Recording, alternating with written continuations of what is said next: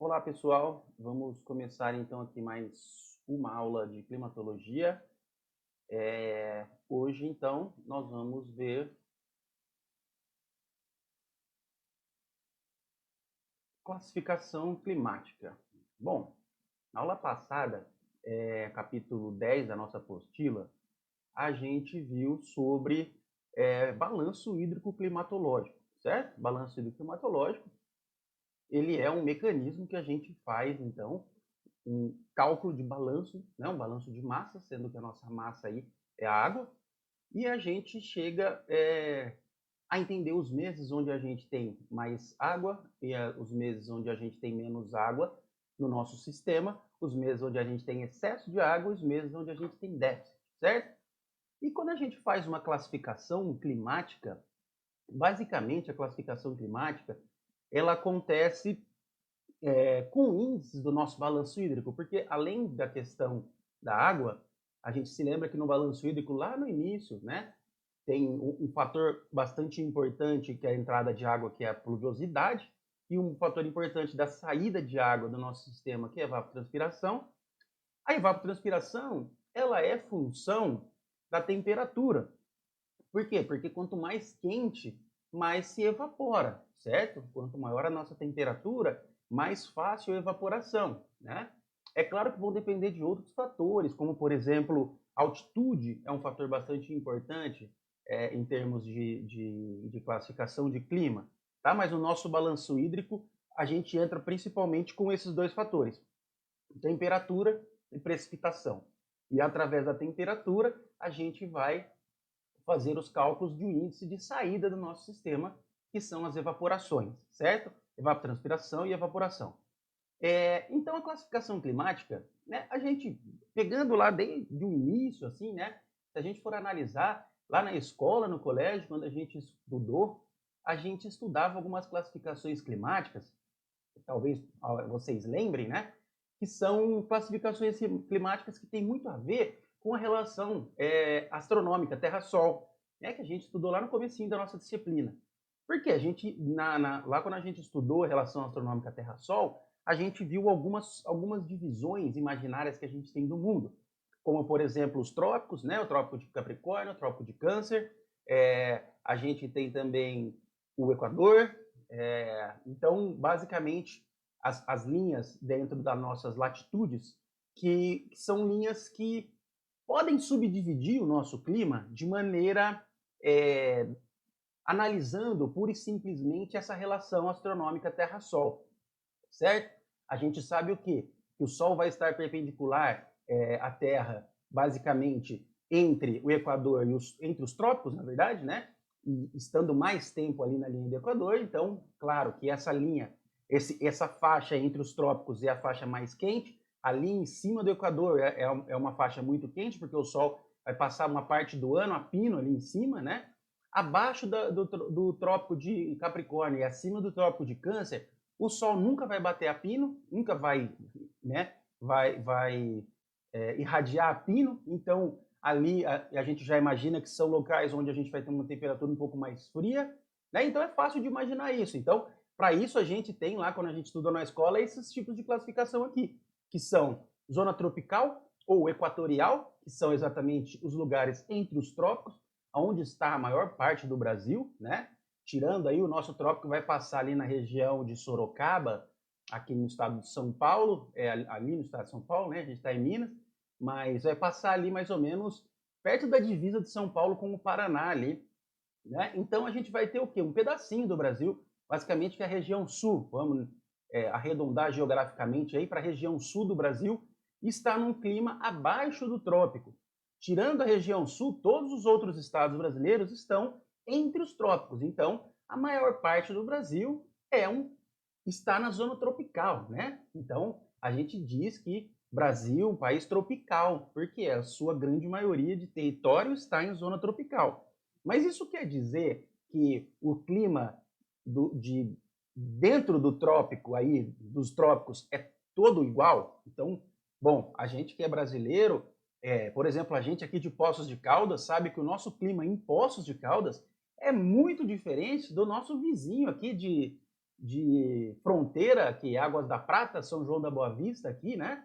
O nosso clima aqui é muito diferente do deles, que estão pegando os centros urbanos, né, em linha reta, vai dar 20 quilômetros, 15 quilômetros de distância. A gente já sabe que tem uma diferença gritante. Agora, se a gente for analisar, por exemplo, a cidade de São Paulo, e for analisar Aracaju, for analisar Manaus, nossa, são climas totalmente diferentes. Então, quando a gente faz essa classificação macro por relações astronômicas só, né, por relações de divisão terrestre, vamos dizer assim, com a relação a Terra-Sol, astronômica do Terra e do Sol, a gente tem uma divisão muito macro que não representa a especificidade de local. É claro que se você for analisar mundo e você dizer o Brasil é um país tropical, tudo bem, porque a grande maioria do Brasil vai estar ali entre os trópicos e vai ter um clima quente, né? Com invernos muito pouco rigorosos. Então, a gente tem mais ou menos uma certa congruência entre a maior parte do Brasil. Mas, para a gente que mora aqui em algumas cidades do Brasil, essa macro divisão de clima não é tão favorável para a gente fazer, porque ela não representa exatamente a cidade específica que a gente está.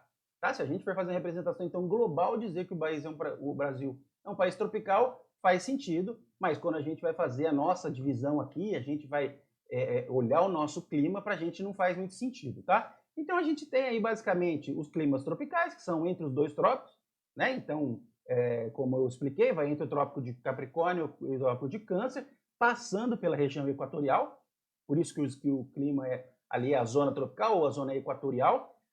A zona temperada, que vai estar entre o trópico e o círculo polar, então está abaixo do trópico, então nesse caso a gente vai ter aí o sul do Brasil, a Argentina, o Uruguai, um pedaço do Paraguai, um pedaço do Chile, aqui na América do Sul. Na América do Norte, em geral, uma grande parte dos Estados Unidos, o Canadá inteiro, vão estar dentro da região temperada, tá?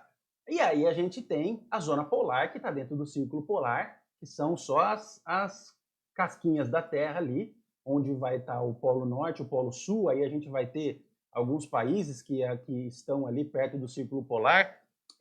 No Polo Sul a gente vai ter a Antártida, basicamente, e no Polo Norte a gente vai ter alguns países que vão estar muito próximos do círculo polar ali, até com um pedaço dentro do círculo polar, que é Suécia, Noruega, Islândia, aqueles países muito nórdicos ali da Europa, Dinamarca, vão estar muito próximos do polo, e já são países que têm um clima muito frio, a predominância de tempo frio, totalmente ao contrário da gente aqui do trópico, tá? Então, essa colocamos aqui, né, uma divisão bem simplista e abrangente, né? Quando a gente vai fazer uma análise mundo, né? A gente faz essa análise mundo, a gente pode usar essa divisão.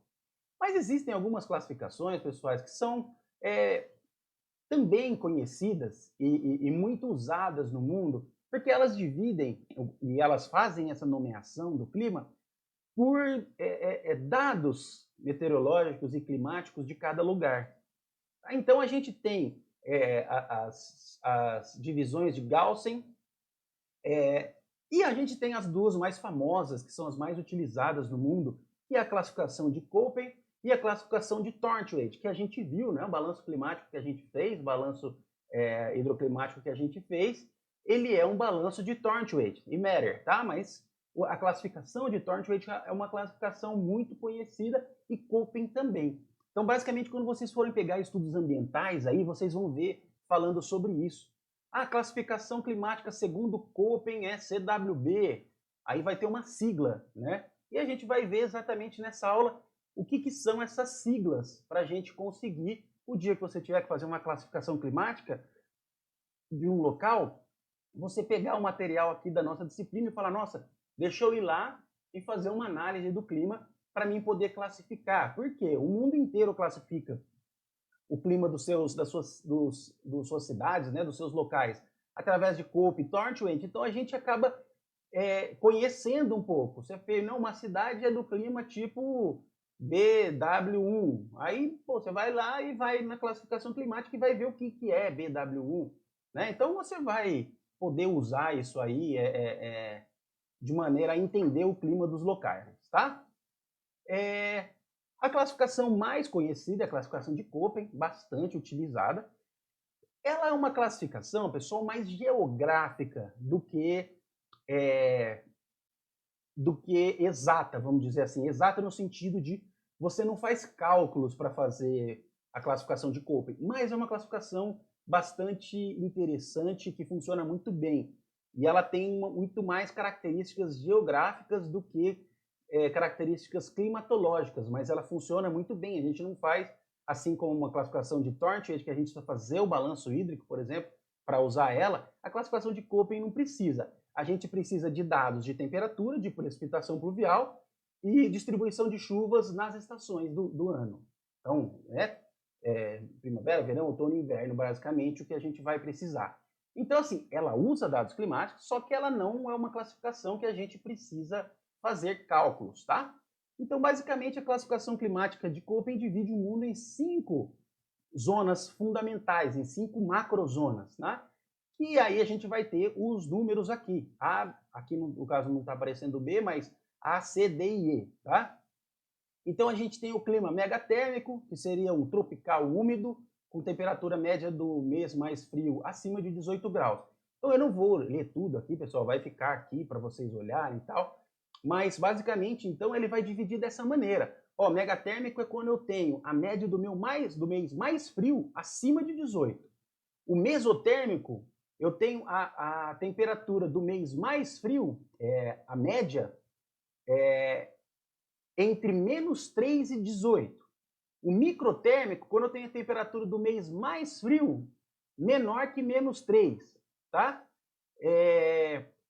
Então, o que acontece aqui? E do mês mais quente, maior que 10. Então, vai ter essas regrinhas aí que você vai ter que pegar uma normal climatológica, preferencialmente, né? A gente vai pegar a normal climatológica de um lugar, vai fazer a média, por exemplo, e ver que julho é o mês mais frio, tem a menor média de temperatura. E a gente vai olhar essa média de temperatura do que? Do mês mais frio é menor que menos 3, né? Ou ela está entre menos 3 e 18. Então, isso quer dizer o quê? Que é um termo mesotérmico, que é um megatérmico, certo?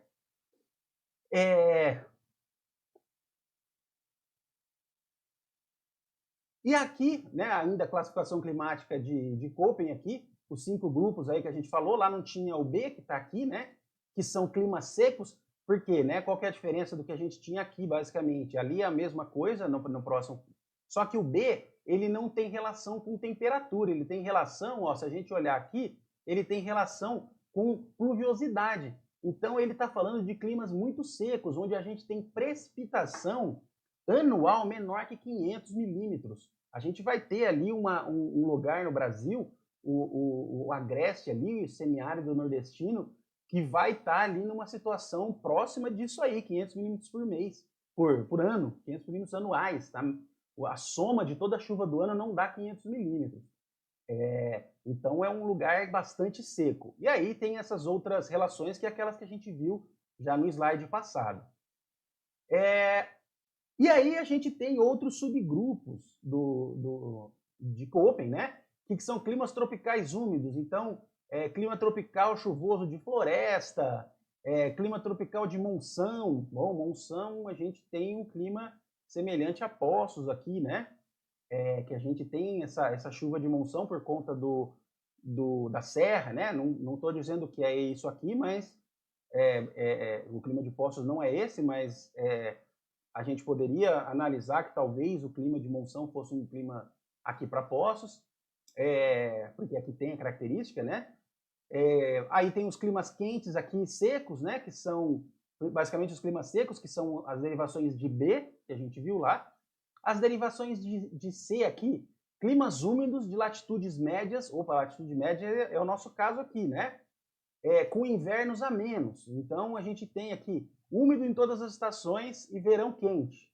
A gente não tem um inverno muito úmido aqui não, né? O nosso inverno aqui, apesar de Poços ser muito úmido, mas o inverno costuma ser relativamente seco para o que ele chama aqui de úmido.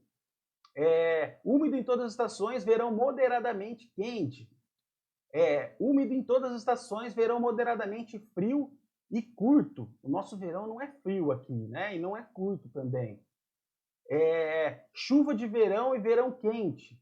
A gente tem chuva de verão e o nosso verão é relativamente quente, tá? Não é um clima, o nosso verão não é, se a gente falar verão quente, pessoal, verão quente a gente vai ter aqui próximo da gente, a gente vai ter Ribeirão Preto, que é verão quente, Brasília, o norte de Minas tem um verão quente. O nosso verão aqui em Poços, ele é moderadamente quente para a realidade aí que a gente vai ter. Então, chuva de verão e verão moderadamente quente, tá? O clima de Poços é esse aqui, ó, CWB, tá?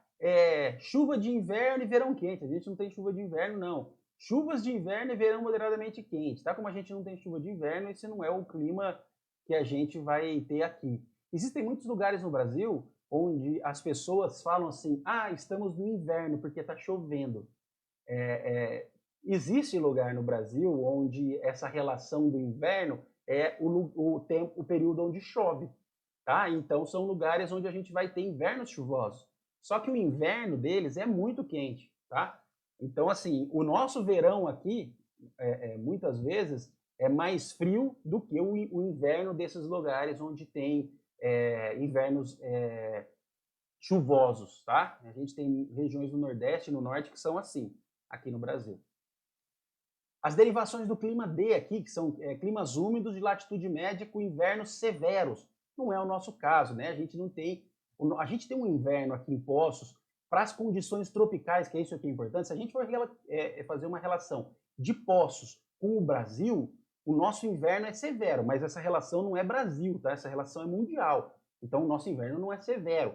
Inverno severo a gente vai ter em lugares muito frios. A gente vai ter em lugares dos Estados Unidos, no Canadá, no Chile, na Argentina, na Patagônia, em alguns lugares do mundo. Não é o nosso caso aqui. Aqui a gente tem um clima com um frio mais acentuado, não por conta da nossa posição geográfica em termos de latitude e longitude. A nossa relação aqui é uma relação geográfica de altitude. A gente está aqui em Poços, na média aí, do centro da cidade, 1.200 e poucos metros de altitude. Mas a gente tem pontos aqui na cidade que chegam a 1.550, né? Então, assim, a gente tem lugares muito altos aqui na nossa região, aqui dentro da nossa cidade, que fazem com que o clima aqui fique mais frio, né? A própria Unifal, lá onde a gente está instalado aqui, nossa Unifal, a Unifal está lá em 1.400 metros quase de altitude. Então lá é bem gelado. A gente que está acostumado lá, a gente sabe que lá é frio, faz bastante frio. Mas a média da nossa cidade faz um frio mais severo que grande parte do Brasil, mas não chega a ser um clima severo de inverno como a gente vai ter lá na Dinamarca, lá na Islândia, lá no Canadá, né? Então o nosso inverno aqui não é severo. E o clima polar, que aí a gente está falando dentro do polo, que é a Antártida, e aí a gente vai ter climas totalmente diferentes aí, com os famosos aqui gelos perpétuos, né? Gelo perpétuo a gente vai ter em locais que estão aí acima de 3.000 metros de altitude. A gente está a 1.500, está na metade ainda aí, né? Os nossos pontos mais altos aqui estão na metade disso. Acima de 3.500, 4.000 metros de altitude, você vai pegar o Pico da Concagua, alguns lugares na Cordilheira dos Andes, se eu não me engano, os Alpes suíços, eu não sei se estão a 5.000, mas eles estão bem altos também, mas não chega a 5.000. Himalaia, esses lugares que vão estar muito altos. E aí não é nem uma relação só, né, de latitude e longitude. O principal lá é a altitude, está muito alto. E aí essa altitude a gente já estudou a relação da altitude com a perda de temperatura, né? Então a gente sabe que, por exemplo, quando a gente tem uma taxa diabática seca, lá num lugar desse aí, muito alto, a gente vai aí, tá 5.000 metros de altitude, a gente vai ter 40 graus de diferença do que a gente está aqui no nível do oceano. Então, assim, para lá tá zero, eu tenho que estar 40, que muitas vezes não vai estar 40. Então, eu vou estar 30, lá vai estar menos 10. Então, assim, sonhando muito positivamente, um lugar desse vai estar alguma época do ano com clima, com temperatura positiva, né? Então, algumas épocas do ano ele talvez tenha temperatura positiva, mas por conta da altitude a gente tem esses gelos perpétuos aqui. Na América do Sul a gente tem nos Andes, ali na Cordilheira dos Andes, alguns lugares onde a gente tem esse gelo perpétuo aqui, tá bom? E aí, então, a classificação de Köppen, né, que são essa segunda letra, que é a minúscula aqui, né? A gente tem várias classificações, eu não vou ler uma por uma aqui, mas se vocês deem uma olhadinha de maneira geral, mas o que a gente vai ter aí é uma relação de chuva, na maioria delas, e temperatura aqui nas outras divisões. Então, vamos pegar só para a gente ver aqui em Poços, chuvas de verão, né, que o nosso W aqui, não é esse W maiúsculo, que é clima árido desértico, não é nosso caso, é esse W minúsculo, que é chuva de verão, mês menos chuvoso, com precipitação inferior a 60 milímetros. Tá? Então, a gente tem, o nosso inverno chove menos de 60 milímetros aqui, então a gente tem o inverno seco aqui, tá? E um verão muito chuvoso, muito. Nosso verão aqui em Poços é bastante chuvoso, né? Nem preciso dizer, quem mora aqui em Poços conhece bem, né? A gente teve ano aí, se eu não me engano, 2018, acho que foi 2018, verão de 2018, choveu em Poços mais de 45 dias seguidos. Vamos entender, 45 dias seguidos, a pessoa, né, começou a chover um dia, parou 45 dias depois. Não, todos os dias teve uma chuva, uma pancada de chuva, uma garoa, né? Então ficou 45 dias, todos os dias tendo algum período de chuva, tá? Não quer dizer que choveu o dia inteiro. Teve até período desses 45 dias que choveu o dia inteiro, como a gente falou na aula retrasada aí, não, na aula 8, né? Que a gente falou, por exemplo, sobre a zona de convergência do Atlântico Sul, né? Que é um episódio que a gente tem chuvas longas aí de 3, 4, 5, 7, 8 dias, né? Mas choveu 45 dias, todo dia chovia um pouco, né? A gente tem muita chuva de fim de tarde aqui em Poços, né? Muito comum lá para 6, 7 horas da noite, dar uma pancada de chuva forte aqui em Poços no verão, tá? Isso é muito comum. Então isso acontece quase que, ouso dizer aí que pelo menos 50% dos dias no verão tem uma pancada dessa de chuva aí, se não estiver chovendo já. E aí a gente vai para o clima pela classificação climática de Thornthwaite, que a gente vai ter aí, o fundamento dela é o balanço hídrico climatológico, o balanço hídrico de Thornthwaite mesmo, tá? E ela leva em consideração, então, os dados anuais do excedente, do déficit, da retirada e reposição hídrica. Né? A gente tem todos esses campos aqui lá nas nossas colunas, né? E disponibilidade térmica, que é função aqui, né, como eu falei para vocês, a nossa evapotranspiração, que é função da temperatura aí, ok?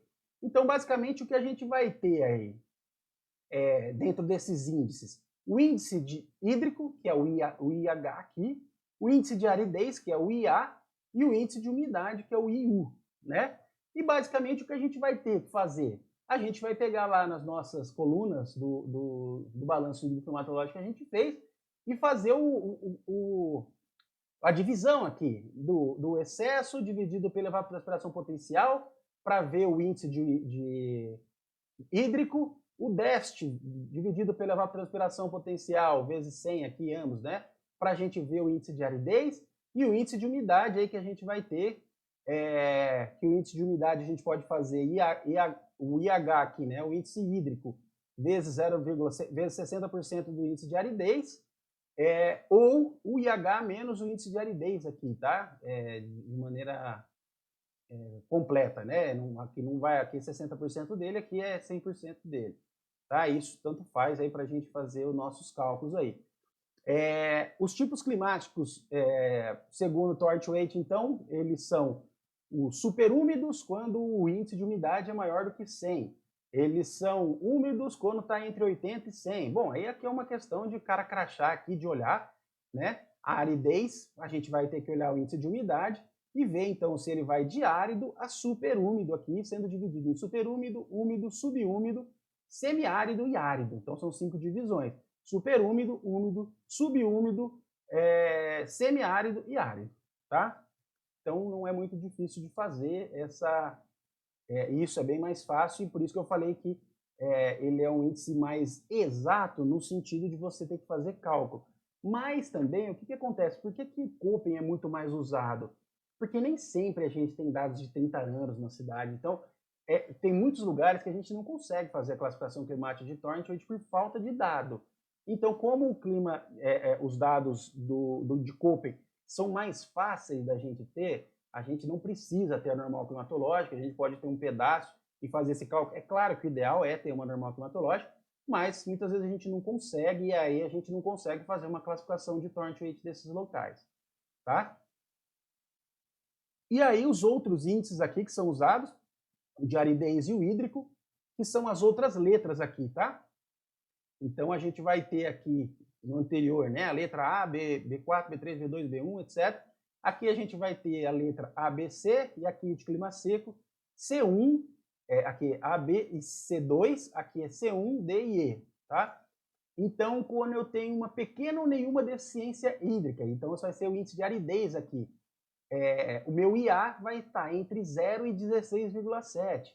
Moderado, entre 16,7. E aí, pessoal, ele vai ser aqui, ó. Aqui é o A, B, C, D e E, certo? Então, aqui, ó. Os úmidos vão entrar sempre aqui. E aí a gente vai pôr essa outra letrinha na frente. R, S, W, S2 e W2. Tá? Então, basicamente, o que a gente vai ter... Basicamente, o que a gente vai ter aqui, a gente vai olhar, aqui, ó, moderada deficiência do inverno, de abril a setembro. Então, meu IA tem que estar entre 16 e 33. Grande deficiência no verão, minha aridez é maior do que 33 aqui, né, a gente fazendo o cálculo lá. E os climas, aqui, ó, C1, D e E, que são esses climas de microtérmico, opa, eu fui no lugar errado, desculpa. Aqui, C1, D e E, que vai de subúmido seco, semiárido e árido, a gente vai usar aqui para climas secos essas outras divisões, D, S, W, S2 e W2.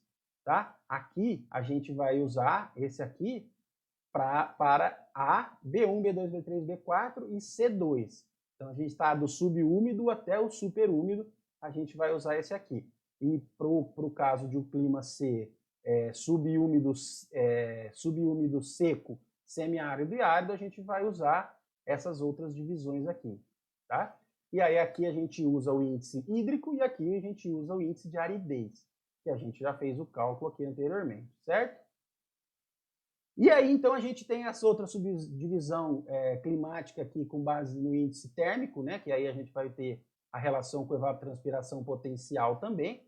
E aí a diferença básica, que ele tem esse linha, o A linha aqui, ó, aqui não tem o linha, aqui A linha, B4 linha, B3 linha, que a gente faz pela evapotranspiração potencial anual, tá? Que também tem lá na nossa tabelinha do balanço hídrico.